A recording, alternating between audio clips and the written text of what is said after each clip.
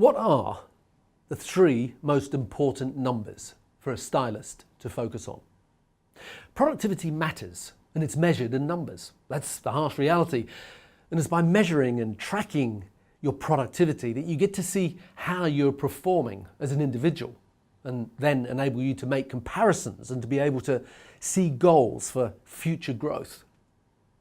As a hairdresser, there are many different systems that will determine your weekly or monthly pay, and depending on the country or even the state that you're in, there may or may not be a guaranteed minimum wage.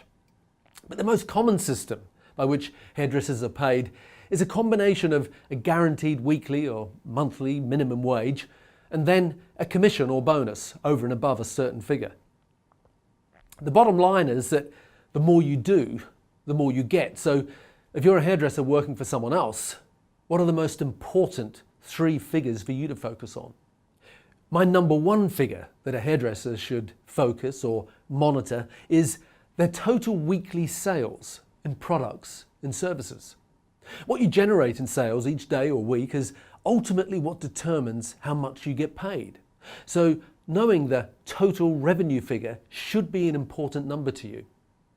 How the total revenue figure is achieved will vary enormously from individual to individual and will be influenced by several variables, from the price of your products and services, what they're charged out at, to the range of services that you offer, the amount of clients that you service, and the amount of time that you allocate for an appointment. Tracking the progressive totals of the revenue that you generate on a daily and weekly basis and understanding what it is made up of and knowing what your targets are will keep you focused on your results and the opportunities that every client presents. The second most important figure a hairdresser should monitor is their average bill. The average bill is the figure that comes from dividing your total sales by the total number of clients that you've serviced over the same time period. So for example, if you achieved a total weekly revenue of 2,000 and you did 40 clients, that's 2,000 divided by 40, which is an average bill of 50.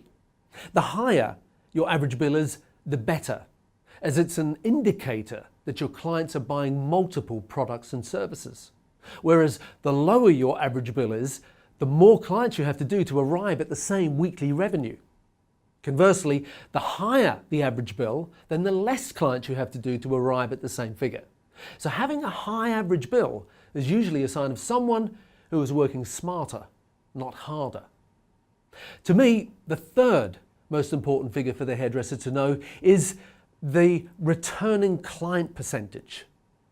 If you're in a situation where you're churning through clients and producing high weekly revenue, on the surface that may be impressive, but if there's a low percentage of them returning, then that's a real problem, unless you were working in a holiday resort, for example.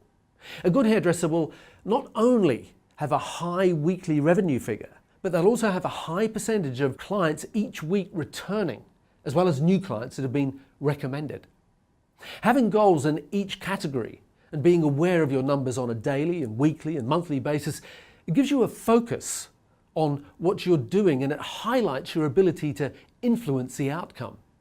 Using a good software system, you can easily access instant reports in numeric and graph form from a whole range of stats which allow you to see at a glance how you're performing at any point in time.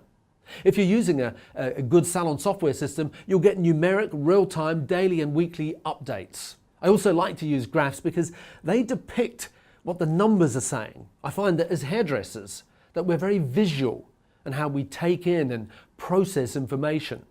A graph is simply a picture of what the numbers are saying. Now I know that for a lot of hairdressers that numbers can be boring and they can be confusing, but understanding them is important as it shows what you're doing well and where you need help. If you need help with your numbers and improving your productivity, I suggest that you might want to start by reading or listening to Grow One Super Stylist. I promise you it's full of practical, common sense ideas that work. So thank you for watching. If you don't already subscribe to the 2-Minute Salon Manager, you can do so by visiting growmysalonbusiness.com, or you can also opt in at paulmitchellpro.com.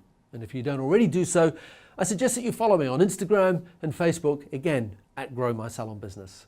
Have a great week.